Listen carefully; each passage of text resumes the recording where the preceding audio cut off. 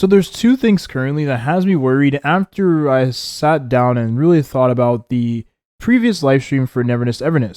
The live stream was actually really, really good, and a lot of things that was revealed in live stream caught me by surprise. I didn't think that the NTE devs were capable of making a game look so actually interesting.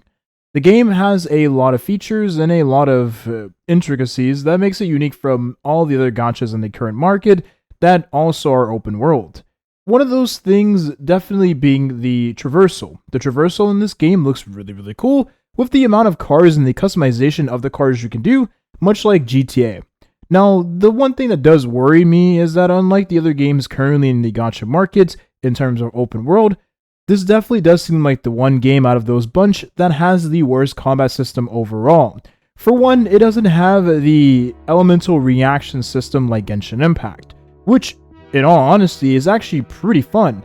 If you've never dabbled into the elemental reaction system in Genshin Impact, it can go pretty deep.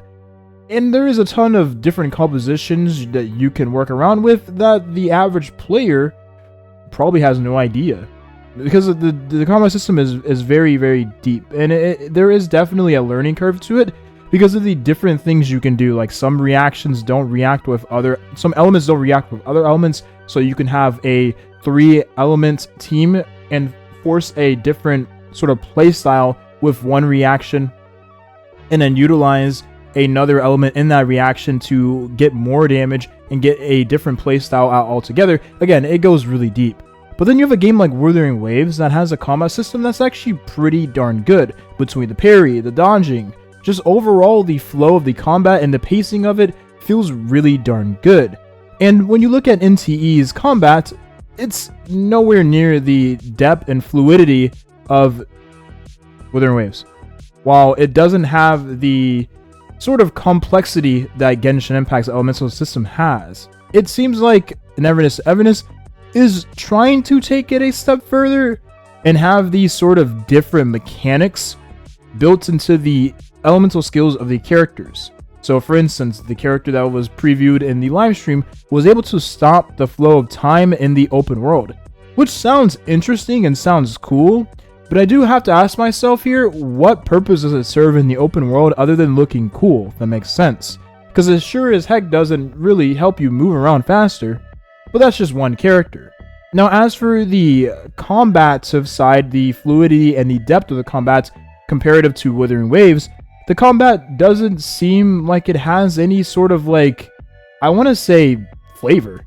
I mean, you're hitting the bosses and the bosses are hitting you and you can parry and you can dodge, but it looks like Tower of Fantasy's combat, but with the mechanics of Wuthering Waves, because not only is it from the TOF devs, which obviously it's going to be similar to exactly what they made in the previous game, right? Because the blueprint is already there. That's fine. The combat doesn't have to be the selling point of the game, and if we look at a game like GTA's combat isn't anything crazy, right? You just shoot. Really, there is no combat, to be honest. But that's completely fine. The game doesn't need to have a crazy story, and the game certainly doesn't need to have the best combat in the gacha market. It needs to have serviceable combat, and it needs to have a serviceable plot. But the thing is, the game needs to absolutely deliver on the immersive experience that the game is clearly offering to the player that is different from everything else in the gacha market, which is going to be the traversal, the exploration, and is also going to be the housing, right? Having a good housing system in the game is going to be phenomenal. And when players that can potentially in the future, hopefully, join your world and see your house, that is going to make the experience a lot more immersive. That's what makes it very interesting, is inviting players over to your world, inviting players over to your house, inviting players over to essentially play around with you, explore with you. That sounds cool. And if Neverness is able to deliver on a system like that, it is going to be really, really good in the grand scheme of things for the gacha market. Now, as for the other things the game does also offer that makes it very enticing is the gacha. The gacha is extremely well done from the looks of it, and it looks to be very, very fun. Gacha being fun is all that it needs to be. It needs to be fun and it needs to be stress-free. And Neverness is looking to make the gacha stress-free and fun. fun is a word I've never used for gacha ever in a gacha game, which is crazy. I've never had fun rolling Genshin Impact. I've never had fun rolling in Wuthering Waves, and I definitely have never had fun rolling in any other gacha game in general. Not Fate Grand Order, not Nikkei Goddess of Victory, and definitely not a game like Snowbreak Attainment Zone when it also had 50-50. But Neverness to Everness is looking to make the gacha experience fun, and that's the way it should be. This should be not as stressful as it once was for many players. You shouldn't have to worry about whether or not you're going to lose or win your 50-50. You should be looking to obtain the character after you reach the pity. And you should have fun leading up to the pity for that character. Not should you be stressed about whether or not you're going to win that gacha pity and whether or not you're going to obtain this or that character leading up to pity if there's a 4-star that is attached to the banner. Now, obviously, there is that same system in this game, but they didn't really give too many details on how it works. They just said like there was like a random A rank you could receive.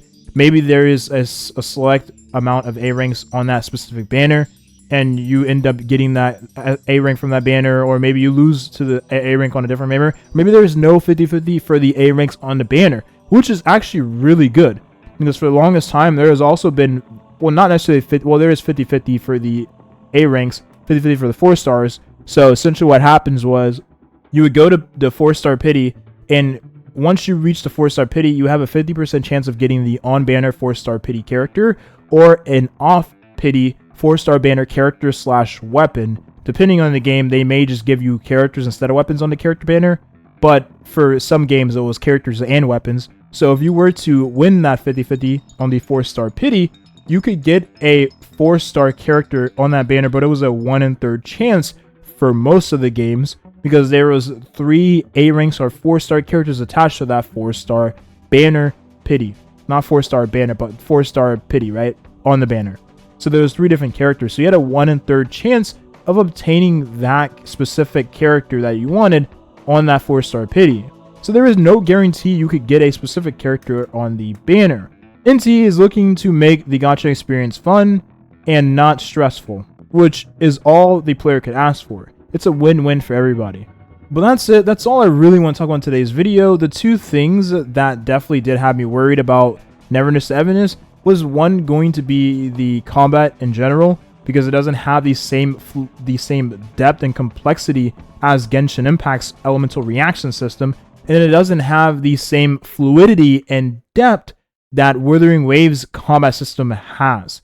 But it seems to be a mix of those 2 games.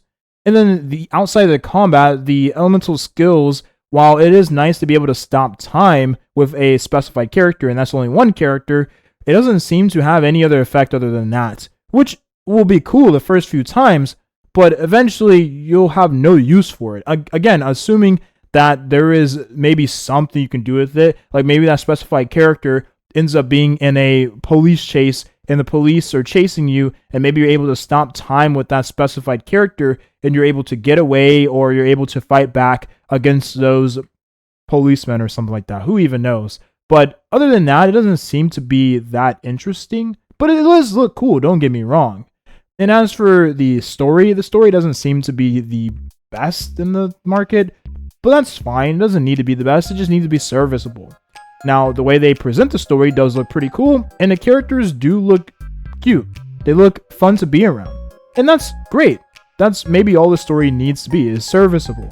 As for the things the game does look to excel on, is going to be the exploration. Now, while the driving experience may not be as fluid as it could be towards the launch, it does look pretty darn decent for a CBT that we are finally getting our hands on. And that's just the traversing with the car. Even just running around, running on top of skyscrapers with, I think her name was like Nanali, looks pretty darn cool too. And then the housing experience, which adds to the overall immersive and player customization, not character customization, player customization, makes the overall experience enjoyable for the average consumer.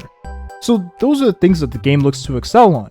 And the gacha is also one thing that the game is doing very, very well compared to the rest of the industry.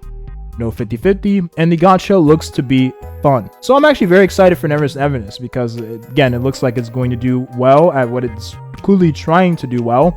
And the things that it's not trying to do well looks like it's just going to be somewhat serviceable, which is fine. It looks like it's going to shape up to be a great game.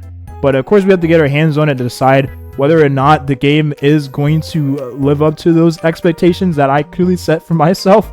But that's it. That's the video here. Thank you for watching and have a nice rest of your day. I'll try to make more videos on neverness, everness because, of course, I am definitely excited for this game. I've been this excited for a game for quite some time now, and it's finally time to have a good open world game in the gacha market, in my opinion, right? Because maybe you enjoy some of the games that are currently in the gacha market.